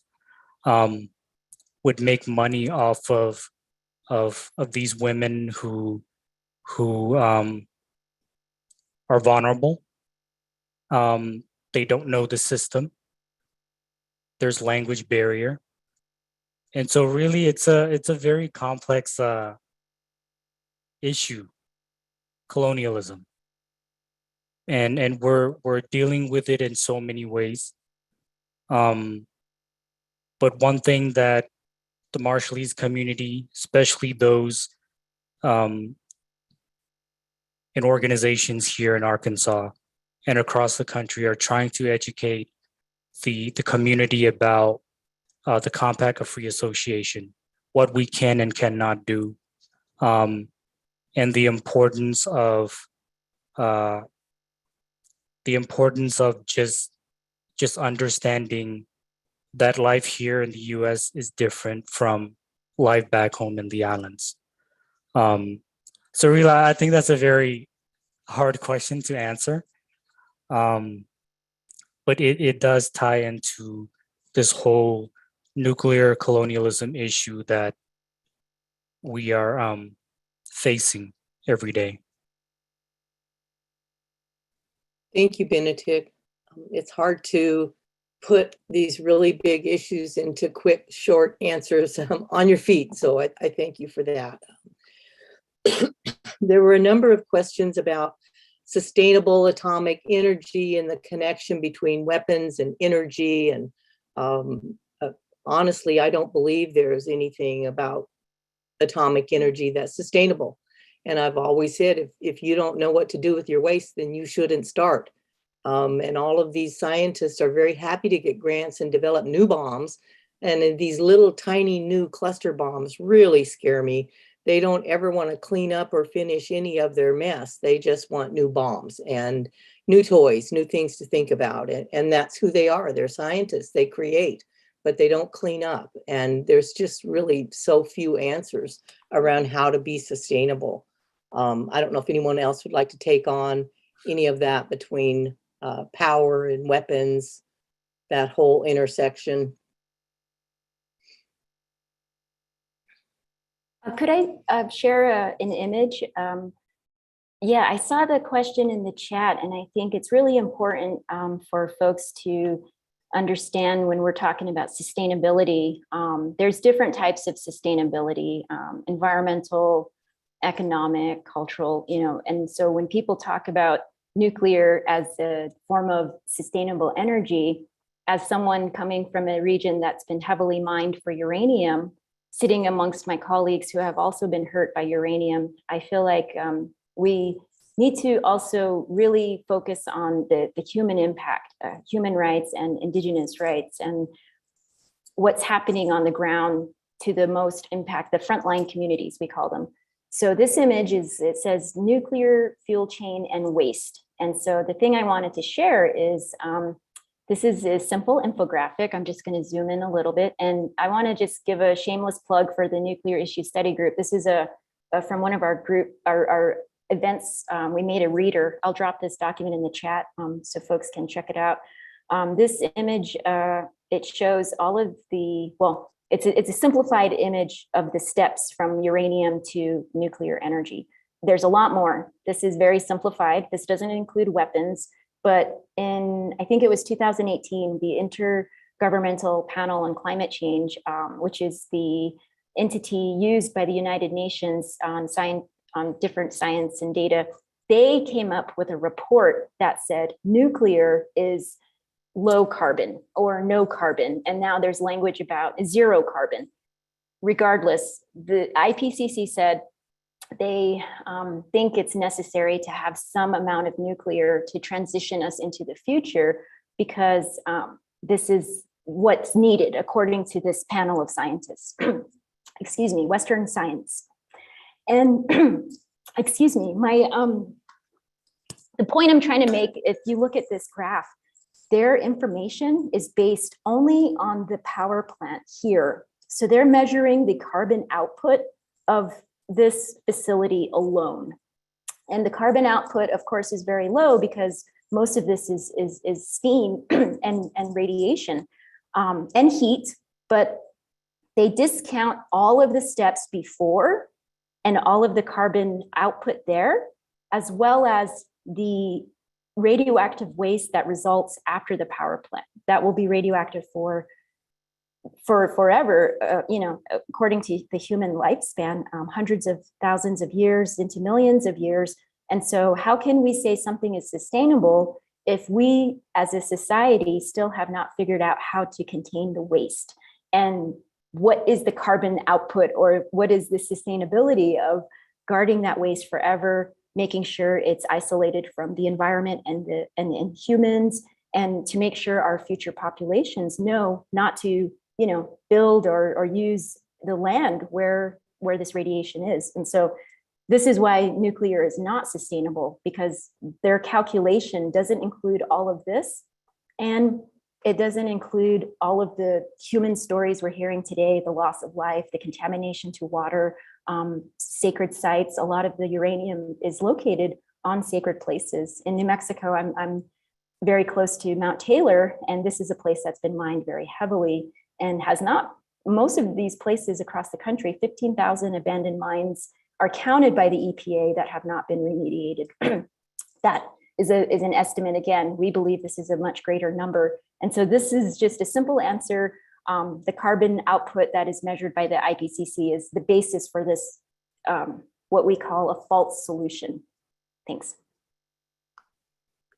Thank you, Leona. Just to go ahead and put you on the spot, since you didn't have a full panel piece, there was a question around the response you had from the people in Poland, Eastern Europe, and other countries to the information you shared about nuclear issues. And then I'll move to Yukiyo. I'm sorry, what was the question? Can you tell us the response you had from people in Poland and Eastern Europe when you shared information with them? Oh, I think in general, I do a lot of these talks, and in Europe, a lot of folks are still learning about indigenous people. And so it's kind of funny that in Germany, there's a real, a lot of misinformation because of a famous author, Karl May. And so I think in Europe, it's funny because we're trying to give this real information, but there's also this romanticism and tokenization and other issues that sometimes I don't know if I attribute a lot of this to maybe some people understand clearly when we're talking, but other folks are still stuck in this notion of racism and environmental racism, and that because we're brown people, because we live in a place that's not as populated, that we are less than human. I mean, this was the basis for the doctrine of discovery, is that it's okay to do this to these people because we're less than human. And so I think there's still this notion in other parts of the world that when we have representatives speaking, I'm representing my people. I don't live in a contaminated area, but when people hear these stories, I think it's really eye-opening, but at the same time, it's a little far removed that it's so far away for them. It's still okay to have nuclear weapons. They're just hearing this woman speak, this indigenous woman speak for, this is a 2-hour webinar. They can go back to their daily lives afterward. So for me, I think it's good to talk to folks, but we need to see action. Thanks. Thank you. I put you on note, Yukiyo, but it also might be Mari. There was a question about the outcome of the 2020 lawsuit that Setsuko was involved in. Can someone speak to that?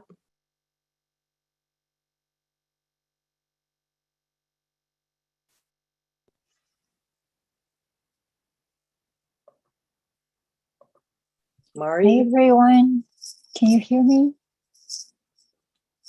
Thank you so much for that question. So those two cases were dismissed, but they were starting over the new case this year. So when we have a new updates, we'll share the information to you. And if you can share the, if you could share the testimony of Setsuko, that's wonderful, because one thing that I want them to do is to share their stories at the first meeting of state parties, because their stories were hidden for so many years. So if you have a chance to reach out to anyone who can make this happen, please do. And please reach out to us if you'd like to hear more about their stories, because there's a lot of stories about how nuclear testing affected not just Setsuko's father, but also Setsuko's mother and the entire family and the communities. So thank you. Thank you. There was also a question about Kiribati and how it's going over there. Kathleen, can you speak to that? Again, these far-flung places. I think Christian is better suited to speak to that, okay, as someone who's on the Kiribati mission.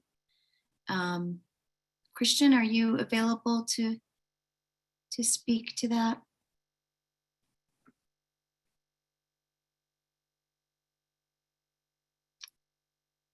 There we go. Thank you, Christian. Christian's debut on camera. You're on mute. You're on mute.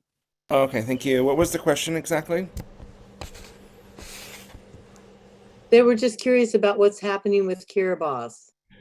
Yeah, so I can provide a really, really quick update. So Kiribati, as we all know, suffered from both British and American nuclear tests.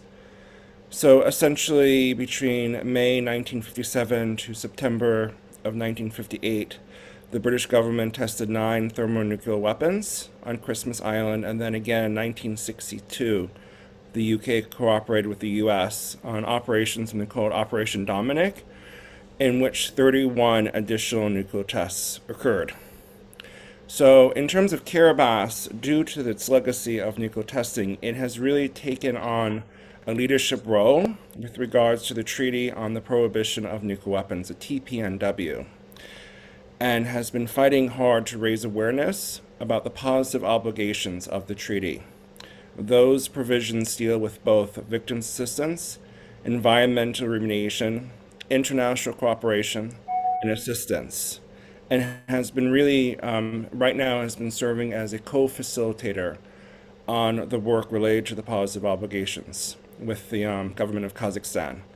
And Kazakhstan also suffered from nuclear tests. So both these states are working together to raise awareness and to also ensure that the first meeting of state parties, the states will agree on something substantive relating to helping both victims and remediating contaminated environments. So thank you. Thank you, Christian. Thanks for jumping in on the spot there. We have so many resources, not only on the panel, but in the attendees as well. So it's good to see a lot of you out there. Someone's wanting to know, to speak to the U.S. Congresswoman's advocacy for the Marshall Islands. Benedict, can you take that? Thank you. So I had the opportunity to meet with Congresswoman Katie Porter, Christian and I actually, when we went down to DC in November. And we were given 15 minutes to talk about, for me to talk about the impact of nuclear testing in the Marshall Islands. And also specifically on the report that came out from the Department of Energy in June 2020, when the US Congress instructed them to assess the dome and whether or not they should clean up the nuclear waste that's there. And so right now, the representative is trying to push the Biden administration to go to the negotiating table with the Marshall Islands government to talk about these nuclear issues, because there is still a lot of information that is still being kept from the Marshallese government and the people. There's a lot of classified information that we've been asking for decades. And often when they do release these documents, there are so many parts of these documents that have been redacted. And so Marshallese government officials don't know what it is that they've been redacted. And so really moving forward, for me, we can't sign the next compact of free association with the United States until the United States, shares these information with us. There is no closure without full disclosure, is what I told the representative. And so we're still waiting on the Biden administration to come to the table and to meet our demands, because we have really, about 18 or 17 months until the compact of free association expires. And this is the financial side of it that we're talking about. But if we don't sign this new agreement, and the United States does not meet our demand, I'm not really sure what's going to happen after that. But I will say that because of the importance of the Marshall Islands when it comes to, international peace and security, given its location in the Pacific, and given the fact that, China and the US are competing for influence in the Pacific region, this is really a leverage for the Marshall Islands to use to say, hey, look, you have these nuclear waste, you have these nuclear issues that are not of our making, but of your making, and that you need to do something about them because they're literally killing our people. And so that's why, we really hope that we will have a compact deal that will address the nuclear legacy, but also provide adequate compensation for the wrongs that have been done on Marshallese bodies and lands. Thank you so much, Benedict. I'm going to stop us now. We have so many links in the chat room. If you're wanting to read them right away, go ahead and hit them and stack them up on your browser. We will be sending the chat along with, I'm not sure, the recording links. This is on YouTube. It will be on Facebook. It's available for sharing. I believe there's contacts on there so that you would be able to contact any of us. And we're going to have some closing statements. I also wanted to say, again, the link to the piece from Shigeko Shimamoto is in the chat. If you want to click that and open it up on your browser so you have it. But again, we have amazing people behind the scenes that I'd like to call into the room. Go ahead and unmute your videos, and you'll be hearing from folks with these links. And a lot of hands went into the making of this webinar today, and want to thank everyone. So open it up for our closing statements here.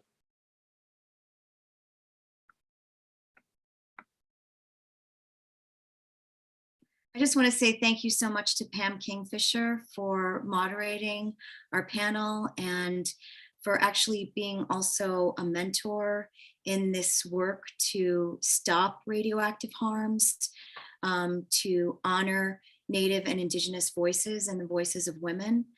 Pam, thank you so much. You are one of my sheroes. And all of the members of this panel are working so hard in creating the world that we all want to be a part of and live in. So thank you to each and every person here. And thanks to those who joined us today. I also want to thank everybody and all that went into making this webinar happen. Lots of practicing went into this. I wanted to just quickly address, there was one question that I saw about education and how that ties into nuclear colonialism and American imperialism. And I just wanted to clearly say that, you know, from the very beginning of the Manhattan Project, big science, military industrial complex, and American universities have been working together and continue to work together to make this happen. And so we are actually a working group of ICANN. We're called the Affected Communities Working Group. There's another working group called the Schools of Mass Destruction that works on raising awareness about how universities are tied in with promoting nuclearism and are part of essentially running the nuclear industry in various formats. And so as an educator, I'm just really passionate about dismantling nuclearism through education, because it's actually one way that it continues. And this webinar is actually an example of that. It's a format of spreading truth. And so thank you all for being here today. And I'll pass it to whoever wants to speak next. I'll just jump on after Eileen. Oh, sorry, Kelly. Eileen and I are with the same organization, and we're with Rose in New Mexico, and we're fighting the world's largest radioactive waste dump called Holtec. Right now, there's a bill in our state legislature, and even though you're not from the state of New Mexico, we would sure appreciate any messages to our governor. But I think something anyone can do where you're at, this is the easiest thing to do, is write 2 letters. If you're a US citizen, sorry, I hate to do this because we have a lot of undocumented relatives and friends, but 2 letters to your senators to say anything about something you learned here today. I'm really concerned about RICA. I'm really concerned about the Marshallese. I'm really concerned about uranium cleanup. I think any letters from anyone to their Congress people can make a big impact. And so I just encourage folks to take anything from what you learned here today and talk to your elected officials or just your friends and family and share the education like Eileen mentioned. Thanks.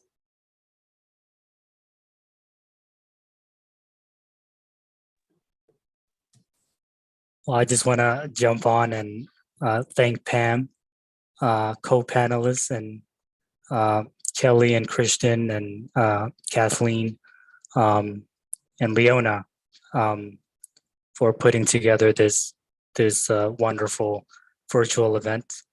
You know, for me as a Marshallese coming from an impacted community, you know, this work is not easy. Is traumatizing. Given the impact it has on my people, and you know, having lost so many friends and relatives to cancer and other nuclear related diseases. But you know, it is important that we utilize platforms like these to continue to share our stories, because one thing that my uncle, who's the president of the Marshall Islands, said last year was that, you know, before the nuclear testing program, the Marshallese people had no allies. But 76 years later, we have allies all over the world, simply because of us using our voices to raise awareness about these issues that are impacting us. So thank you. Thank you, Benedict, and thank you for being here with us. Anyone else on the panel? Who have we not heard from? Rose?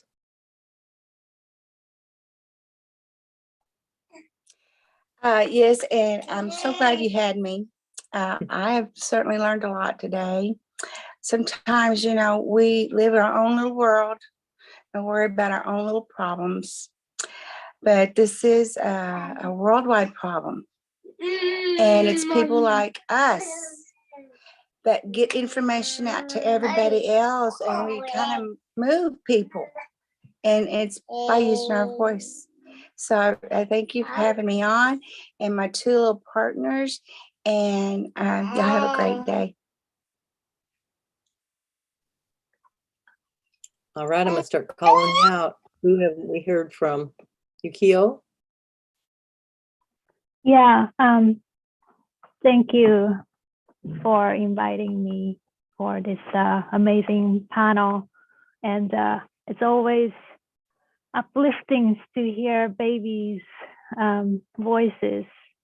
And also, you know, we are leaving this huge nuclear legacy to the next generation. So it's, you know, at the same time, I have this pain in my chest to hear youngsters' cheerful voice. Well, I just want to say for the pro-nuclear, you know, opinion to address climate crisis, today's climate crisis, I just, you know, it's almost weekly we hear these never recorded in the history natural disaster. Like here in Oregon, the wildfire is getting bigger and bigger, and you know, flash flooding and tornadoes and hurricanes, all that, you know, things are happening. And I have personal connection with the Fukushima sufferers, and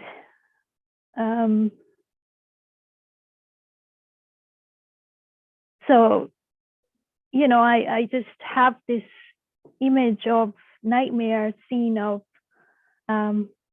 paralyzed nuclear plants. And, you know, once we have the nuclear accident, it's devastating. It's mentally devastating. And that's what I see every day, that women are finding way to live. So, you know, even, you know, people who can't see the magnitude of suffering of global hibakusha, are you sure, you know, that you want to, by building the nuclear plants, to make the damage permanent when the, you know, natural disaster hit the running generators? So I want people to really think about it. Thank you. Thank you. Any last thoughts, Christian, Kelly? And we are reaching the time of our end of our time together today. Either of you? No? I would just so clarify. My name is Kelly Lundeen. I work with Nukwatch and this Affected Communities Working Group. I just wanted to clarify something from earlier. The Affected Communities Working Group that put this together is not affiliated with ICANN, but we are promoting the nuclear weapons treaty ban. So that's all. Thank you. Nice thoughts, Kathleen? Today, we are affiliated with the Marshallese Educational Initiative, and we would love it if people would please make a donation. Benedict, thank you so much for your contribution and what you're doing with education and, you know, bringing young people along into our issue. So please, everyone, it's Eileen's birthday. She asked for the present. Give to the Marshallese Educational Initiative. We'll put that in the chat one more time. Thank you. As usual, we've all been passing that same $20, $40 around all our organizations all this time. So you're up today, Benedict. Yes, Marty, one thing. Oh, thank you so much. There was a question regarding policy, so I'd like to make one suggestion. So if we can make a policy suggestions, I'd like to talk about the importance of advocating for the right to health and also guaranteeing the fundamental right to clean air, land, and water and food based on human rights approach, and also the precautionary principle. And also it's so important to guarantee the transparency and also the effective participation of affected communities, especially indigenous communities, communities of color, frontline communities. And they should be able to participate in every step of the decision-making processes related to nuclear issues. So thank you so much for that question. There's so much to do on policy. I saw a lot of things about we need to come together and, you know, bring this mass that we need to have 1,000 people out at in New Mexico marching or in these places. And thank God for Zoom. I don't know how we could have lived through these last couple of years without Zoom, without seeing each other, without sharing our stories. And so again, there will be a mass mailing coming out to you as you did register for this webinar. We'll be sending the links to YouTube, Facebook, the chat. There was a lot of good Q&A that I think we can stew on for a little bit, that a lot of us, and especially even in the attendees, there's just some incredible brain power, energy, activism going on out there. So just thanking all of you, Wado in my language. Thank you so much for being here. I think we're going to hear some more music from Eileen so we can dance our way out of this, lift ourselves up a little bit. We have to cry a little bit. We have to dance and laugh and be together. So thank you all very, very much.